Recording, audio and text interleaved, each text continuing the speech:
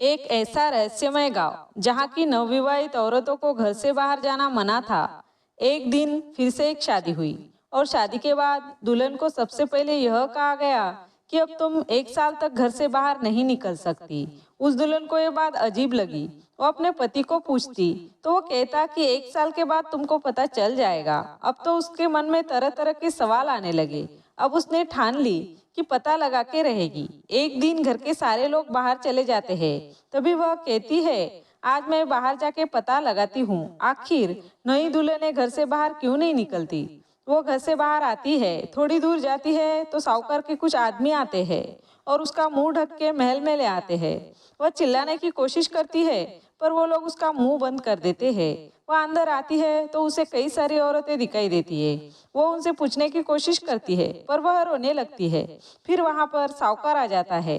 वह औरत उन पर चिल्लाकर बोलती है, ये सब क्या है? आप क्यों इन मासूम औरतों को कैद करके रखे हुए हो? तभी वह साहूकार कहता है, मुझे नई दुल्हनों से नफरत है। वो औरत कहती है, पर क्यों? तभी वो कहता है, जब मेरी बेटी की ही शादी नहीं हुई तो मैं किसी का भी वैवाहिक जीवन सुखी नहीं होने दूंगा। तभी वह औरत कहती है, आपकी बेटी की शादी क्यों नहीं हुई? तभी वह कहता है, मेरी बेटी को शादी के मंडप में दूल्हा छोड़कर चला गया और मेरी बेटी ने अपनी जान दे दी पर मैं कुछ ना कर पाया। तब से मैंने कसम खाई है कि मैं शादी तो होने दूंगा पर घर बसने नहीं दूंगा। तभी वह औरत उसे समझाते हुए कहती है, देखो आपकी बेटी की शादी नहीं हुई तो आपको कितना दुख हो रहा है। ये भी तो किसी ना किसी की बेटी है। इनके पिता को कैसा लगेगा जब उन्हें पता चलेगा कि उनकी बेटी की शादी होकर भी उनका घर ना बस पाया। और इन औरतों की क्या गलती है? गलती तो उस इंसान की है जिसने आपकी बेटी को धोखा दिया है।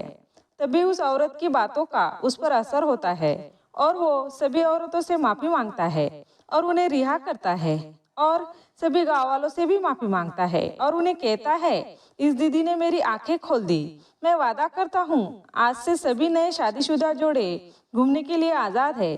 दोस्तों, इस कहानी से हमें यह सीख मिलती है कि औरत अगर हिम्मत करे तो किसी भी संकट को मात दे सकती है।